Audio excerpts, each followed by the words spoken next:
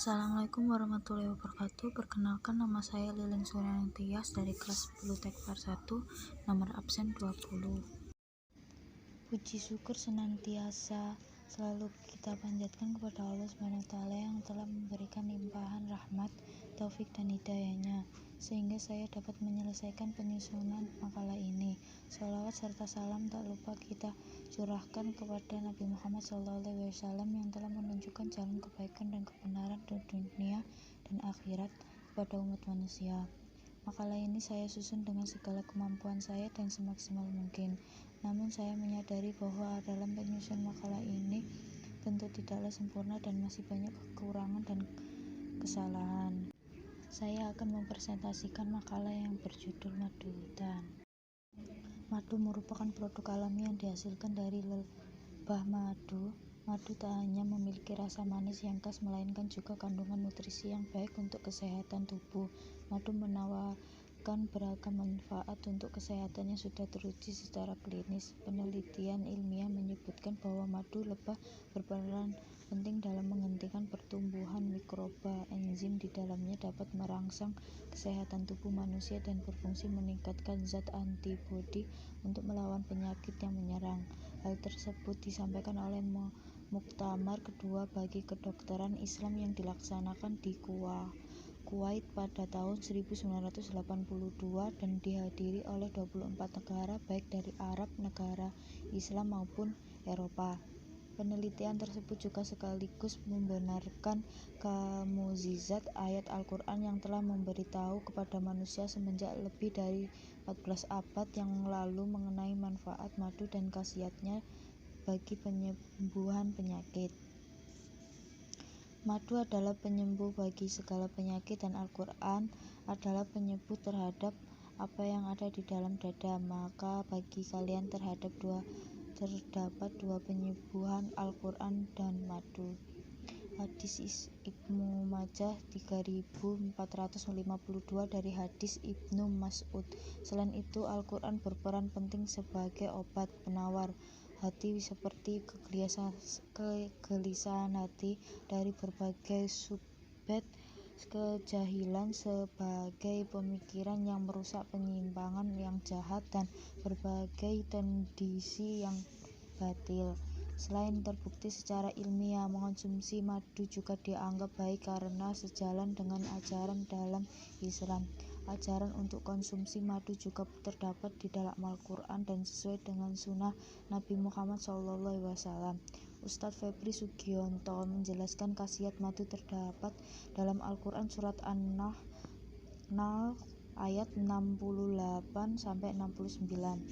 Madu sudah jelas terdapat dalam surat An-Nahl ayat 68-69. Kalau bahasa dalam Al-Quran, maka madu itu terbagi tiga, yakni ada madu gunung, madu hutan, dan hasil ternak manusia. Kata Febri dalam peluncuran varian madu dan Habatus Sauda Livbau di Jakarta Rabu tanggal 20 bulan 11. Madu hutan merupakan jenis madu yang dihasilkan dari jenis lebah jenis Apis dorsata atau lebah liar yang banyak hidup di kawasan hutan. Sarang lebah yang berwarna hitam ini biasanya hidup berdampingan dengan koloni lainnya, di mana dalam satu pohon bisa terdapat 5-10 koloni lebah. Apis dorsata Lebah Apis dorsata hanya dapat berkembang biak di kawasan subtropis dan tropis, termasuk Indonesia. Saat ini lebah madu tersebut banyak terbesar di beberapa hutan di Pulau Kalimantan, Sumatera, Sulawesi, dan pulau-pulau di Nusa Tenggara Barat serta Timur. Apa saja manfaat madu hutan bagi kesehatan manusia? Manfaat madu hutan pada dasarnya sama dengan madu biasa, hanya saja kandungan gizi yang lebih pekat membuat khasiatnya untuk kesehatan lebih bermanfaat bagi tubuh. Beberapa manfaat madu hutan yang bisa kita nikmati adalah: 1. Membantu meningkatkan stamina dan kekebalan tubuh. Manfaat madu hutan ini menyebabkan oleh sifatnya sebagai antibakteri dan antimikroba, terutama pada bakteri gram positif. 2. Meningkatkan nafsu makan. Hal ini disebabkan oleh kandungan fruktosa dan glukosa yang tinggi pada madu hutan sehingga dapat bertindak sebagai stimulan bagi pencernaan. 3. Menyehatkan kulit. Madu hutan juga dipercaya dapat mengobati luka bakar, menyehatkan kulit, wajah, dan bibir. 4. Menurunkan tekanan darah. Madu dikenal sebagai makanan yang memiliki kekuatan antioksidan yang tinggi, terbukti mampu menurunkan tekanan darah. Kondisi ini akan menurunkan resiko serangan jantung, stroke, hingga beberapa jenis kanker.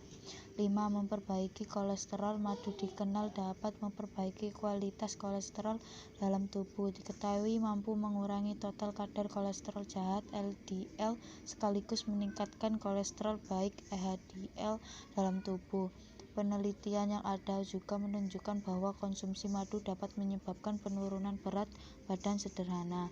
6. Menyembuhkan luka. Sejak zaman Mesir kuno, madu topikal telah dikenal sebagai obat untuk menyembuhkan luka dan luka bakar.